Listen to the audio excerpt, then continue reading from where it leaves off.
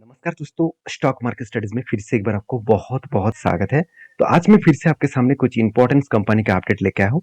तो इस वीडियो को लास्ट तक और ध्यान से देखिएगा क्योंकि यहाँ पे जो-जो पॉइंट्स मैं आपके साथ शेयर करूँगा, वो बहुत इंटरेस्टिंग और इन्फॉर्मेटिव होने वाले हैं क्योंकि उसी कंपनीज के बारे में डिस्कशन करूंगा जो आपके ही डिमांड था, आपने ही कमेंट्स करके मेरे साथ शेयर किए हैं और मैं भी उसी कंपनीज के ऊपर कुछ कंपनीज के ऊपर निवेश भी करके रखा हूँ और बाकी जो कंपनी है जहाँ पे टेक्निकली चार्ट पैटर्न्स बना है नेक्स्ट टाइम में कुछ अच्छा खासा धमाका होने के लिए, तो उसके बारे में भी आपके साथ चर्चा करूंगा। तो वीडियो को शुरू करने से पहले मैं रिक्वेस्ट करूंगा, चैनल को सब्सक्राइब नहीं किया तो जरूर कर लीजिएगा और टेलीग्राम को भी ज्वाइन कर सकते हैं जहाँ पे आपको पहले से ही सब कुछ अपडेट्स मिल जाएगा। तो फर्स्ट जो कंपनी है जिसके बारे में डिस्कशन डिस्कशन करूं, वो इंडिया के सेकंड लार्जेस्ट प्राइवेट बैंक है जिसका नाम है आईसीआईसीआई बैंक। देखिए आईसीआईसीआई बैंक के ऊपर मैंने एक शानदार तरीके से एक टेक्निकली चार्ट पैटर्न आपके साथ शेयर किया था।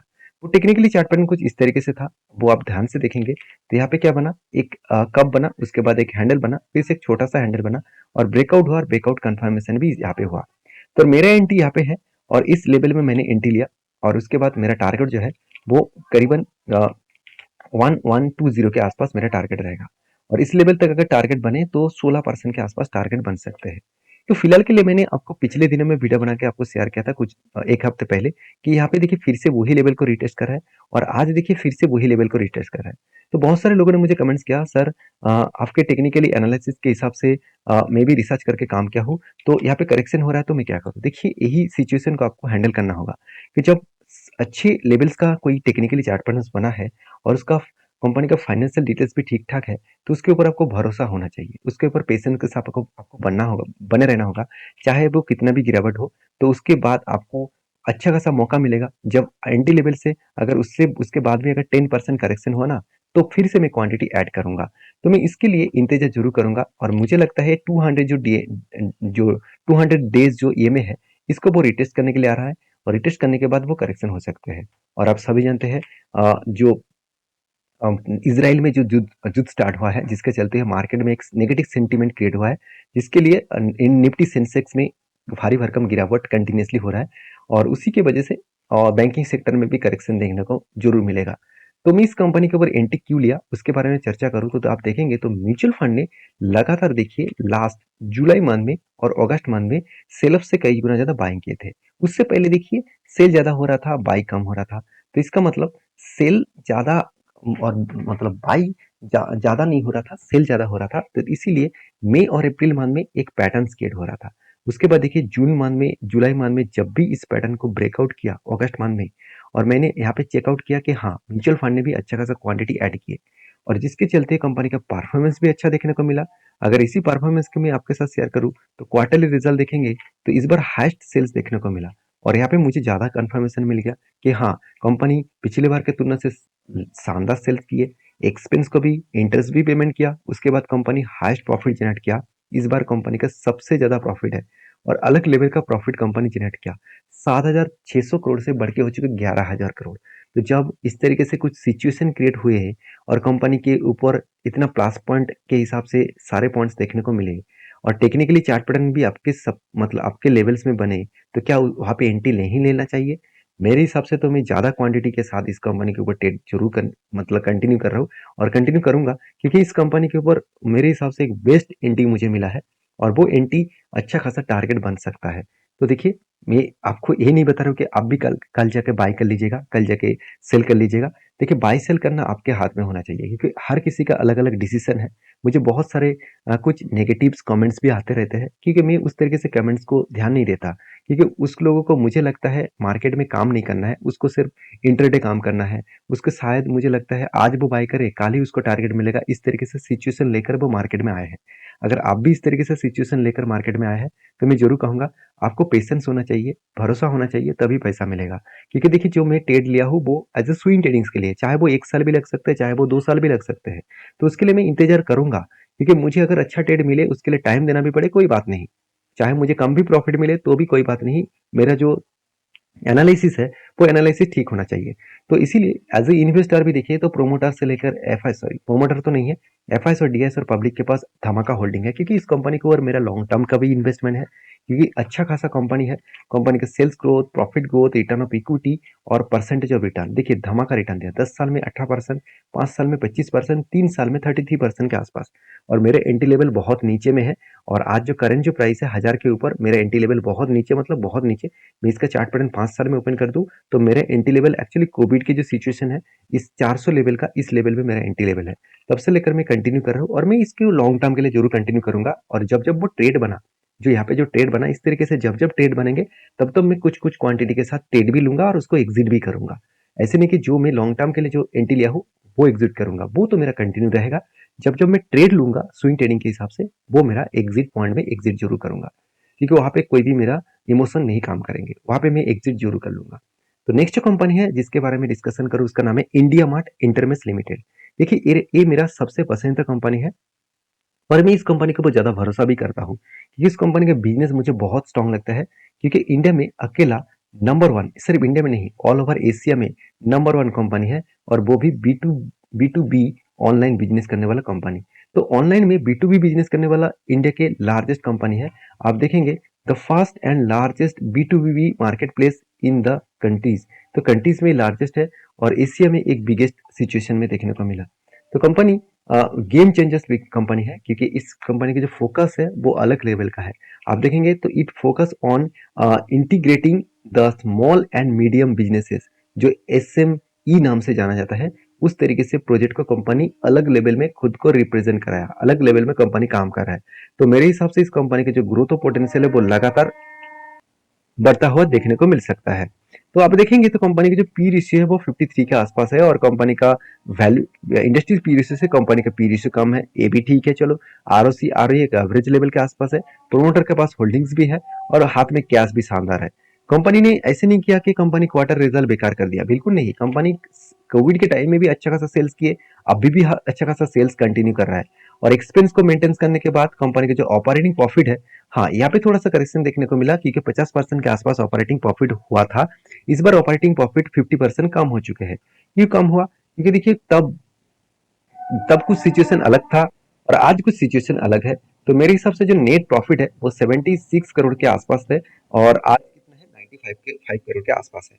तो प्लीज मैं माफी चाहता हूँ, बहुत सारे आउटसाइड साउंड शायद आपको सुनने को मिले, तो इसके लिए माफी चाहता हूँ।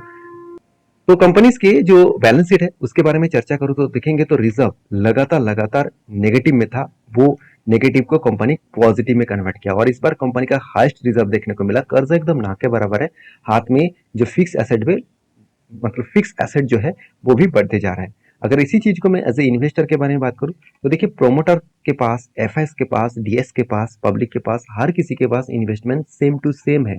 किसी ने भी एक भी माल नहीं बेचा, कोई बेचना ही नहीं चाहते हैं, क्योंकि इस कंपनी इतना ही शानदार है। और उसीलिए मुझे लगता है म्यूचुअल फंड ने लास्ट कुछ फ्यू मंथ्स में, जैसे अप्रैल, मई, जून मंथ में सेम टू सेम था, जुलाई मंथ में तगड़ा बाइंग किया गया, और अगस्त मंथ में देखा जाए तो थोड़ा सा बाइंग से और सेलिंग सेम टू सेम हुआ। यहाँ पे बाइंग सेम टू सेम क्यों हुआ? क्योंकि आप देखेंगे इसका चार्ट पैटर्न में, तो जो टारगेट बना है वो अगस्त मंथ में बना है। जो मैंने आपको एंट्री लेवल्स, मैंने जहाँ पे ट्रेड लिया था, मैं आपको मेंशन किया था, एक हैंडल, उसके बाद हेड, सॉरी शोल्डर, उसके बाद हेड, उसके बाद शोल्डर बना था, और यहाँ पे ब्रेकआउट भी हुआ और कंफर्मेशन भी यहाँ पे मिला था। तो मैंने यहाँ पे एंट्री लिया, और जब यहाँ पे ऊपर जाने के बाद नीचे आए थे, फिर भी मैंने आपको यहाँ पे मेंशन किया था कि इसके बीच में कोई भी एक रेजिस्टेंस देखने को नहीं मिला था। इसका मतलब मैं कंफर्म था कि यहाँ पे ऊपर जाने के बाद वो नीचे आया, इसके बाद फिर से वो जंप करके टारगेट देगा। तो इस तरीके से सिचुएशन मुझे कमेंट्स में आते हैं कि सर ऊपर जाने के बाद थोड़ा सा होल्ड करके ऊपर जाना चाहिए था, नीचे क्यों आया? क्योंकि देखिए बड़े बड़े जो ऑपरेटर होते हैं उसको मान के चलिए वो यहाँ पे बाई किया, क्योंकि इतना तगड़ा बाइंग हो रहा है, इसका मतलब यहाँ पे पब्लिक बाई नहीं कर रहा है, यहाँ पे ऑपरेटर बाई कर रहा है। तो जब बड़े क्वांटिटी के साथ उन्होंने बाई किए, तो कुछ क्वांटिटी मान के चलिए उसको 1 लाख क्वांटिटी उठाना चाहिए था, तो 1 लाख क्वांटिटी यहाँ पे उठा नहीं पाए। मान के चलिए वो यहाँ पे 70,000 क्वांटिटी उठा पाए, तो बाकी 30,000 क्वांटिटी वो कब उठाएंगे? तो उसके लिए उसको नीचे लेके आए, बाकी क्वांटिटी उठाया, उसके बाद देखिए धमाका। तो इसी तरीके से सिचुएशन देखने को मिलता है, ऑपरेटर इसी तरीके से काम करते हैं, तो आपको ऑपरेटर के हिसाब से सोचना चाहिए, उसके खेल में ही शामिल होना पड़ेगा। आप उसके अगेंस्ट में जाएँगे, तो आपको बुरी तरीके से पिटाई देखने को मिलेगा। तो नेक्स्ट जो कंपनी है जिसकी चर्चा करूँ उसका नाम है अल्काइल अमीन्स लिमिटेड। तो इस कंपनी एक केमिकल सेक्टर से बिलोंग करते हैं और इस कंपनी का खासियत यही है कि कंपनी अच्छा खासा काम भी कर रहा है। थोड़ा सा सिचुएशन अनकंट्रोल में है क्योंकि इसका जो प्रोडक्ट है वो केमिकल्स के ऊपर है और केमिकल्स का जो डिमांड है वो थोड़ा सा घट चुके हैं। तो केमिकल्स का डिमांड आज घट चुके हैं मगर फ्यूचर में वो बहुत ज़्यादा इम्पैक्ट जरूर लेके आएंगे क्योंकि केमिकल का डिमांड्स हमेशा कम नहीं रहेंगे क्योंकि विदाउट केमिकल में कोई भी चीज़ नहीं बनेगा। चाहे वो खाने-पीने का चीज़ हो, चाहे वो प्लास्टिक हो, चाहे वो रबर हो, चाहे वो एनिमल्स का फूड्स हो, कोई भी चीज़ आप देखेंगे तो हर जगह पे केमिकल्स का यूज़ किया जाता है। तो इस कंपनी का परफॉर्मेंस के बारे में बात करूँ तो कंपनी का पी रेशियो मुझे हाई लगा और फिर भी इस कंपनी के एवरेज पी रेशियो देखेंगे तो 48 है और कंपनी का करंट पी रेशियो है 59। इसका मतलब कंपनी ओवर वैल्यूड है। मुझे लगता है और भी थोड़ा-सा करेक्शन होने का चांसेस हो सकते हैं।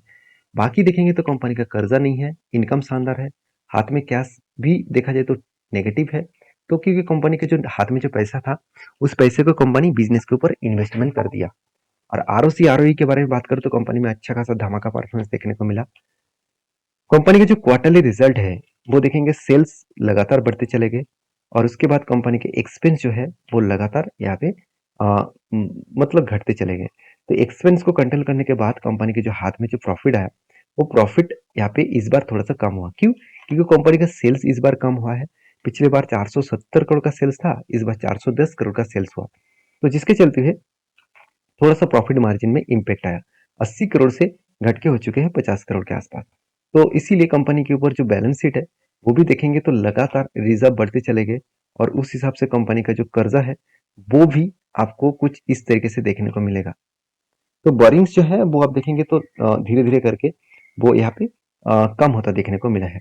तो कंपनी का फिक्स एसेट भी बढ़ा और कंपनी इस बार हाईएस्ट पैसा बिजनेस में लगा के रखे हैं, करीबन 350 करोड़ के आसपास जो पैसा नेक्स्ट ईयर में आपको फिक्स्ड एसेट में ऐड होता दिखेगा। तो यही सारे कारण के वजह से अल्काई अमीन्स में एक अच्छा खासा मैसिव जंप देखने को मिल सकता है। तो कंपनीज के जो इन्वेस्टर है वहाँ पे देखेंगे तो प्रोमोटर के बाद एफआईएस और डीएस के पास छोटे मोटे क्वांटिटी है क्योंकि कंपनी का जो मार्केट कैप है वो 11,000 करोड़ के आसपास है, एक स्मॉल कैप टाइप कंपनी है। तो उतना ज़्यादा भरोसा इंस्टीट्यूशन नहीं ले रहा है। तो फिर भी जितने म्यूचुअल फंड ने बाइंग किया वो देखने के लायक है क्योंकि म्यूचुअल फंड ने तगड़ा बाइंग एक बार नहीं कंटिन्यूसली हर मंथ में वो करते ही जा रहे हैं। और मजेदार बात यही है कि अगस्त मंथ में कोई म्यूचुअल फंड ने कोई सेल ऑफ भी नहीं किया, सिर्फ के सिर्फ बाई किया गया, मतलब सेल ही नहीं किया। तो यही क्लास फंड है मेरे हिसाब से। तो इसी हिसाब से देखा है तो अल्काई अमीन्स में जो चार्ट पैटर्न क्रिएट हुआ वो मैंने आपको ये भी मेंशन किया कि शानदार तरीके से एक रेंज को वो बहुत दिनों से इस रेंज को वो मेंटेन कर रहा है, एक स्ट्रांगली वो रेजिस्टेंस फेस कर रहा है बार बार और उसके बाद ब्रेकआउट भी हुआ था। और ब्रेकआउट होने के बाद मैंने आपको ये भी मेंशन किया कि ब्रेकआउट होने के बाद ऊपर तो गया तो नीचे आए तो उसके बाद एक छोटा सा कैंडल बनता तो मैं एंटी लेता। तो यहाँ पे एक बड़ा सा कैंडल बना दिया तो मैंने एंटी नहीं लिया। तो मैं एंटी यहाँ पे लूंगा, इस जगह पे टच करने के बाद एक शानदार तरीके से एक कैंडल बने तो मैं जरूर एंटी लूंगा। और मुझे लगता है यहाँ पे जो 200 डेज ईएमए है उसके नीचे है तो थोड़ा सा प्रेशराइज अभी भी मतलब देखने को मिला है। तो जब तक इस 200 लेवल के ऊपर ना जाए तो तब तक एंटी लेना भी थोड़ा सा रिक्सी जोन बन सकता है। बाकी आपकी क्या राय है जरूर कमेंट्स करके मुझे बताना।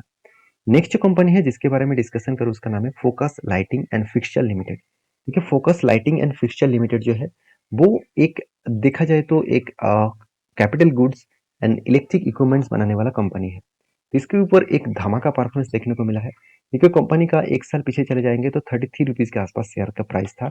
आज वो बढ़ के हो चुके हैं 160 के आसपास। तो सोचिए कितना शानदार तरीके से यहाँ पे ग्रोथ देखने को मिला है और यही ग्रोथ के चलते हुए कंपनी के ऊपर एक मैसिव मोमेंटम्स देखने को मिलेगा। और मैं जरूर कहूंगा इस कंपनी के ऊपर एक बहुत बड़ा अपडेट्स भी आया और वो अपडेट्स क्या है, स्प्लिट का। कंपनी का जो फेस वैल्यू 10 रुपया है वो बनेगा 2 रुपया। इसका मतलब हर एक शेयर के बदले कंपनी 5 शेयर स्प्लिट के हिसाब से देने वाला है। तो वीडियो में सारी जानकारी जो आपको शेयर किया हो वो एडुकेशन पर्पस में है, मेरे खुद का ट्रेड है। मैं आपको ये नहीं कर रहा हूँ कि आप रिकमेंडेशन कर रहा हूँ कि आप ट्रेड करिए, आपको काम करना है तो आपके रिस्क के हिसाब से आपके रिसर्च के हिसाब से करिए। किसी तरीके से बाय एंड सेल का रिकमेंडेशन नहीं है। मिलते हैं इसी तरीके से नया वीडियो लेकर, तब तक के लिए अच्छे से रहिए, अपने ख्याल रखिए। धन्यवाद।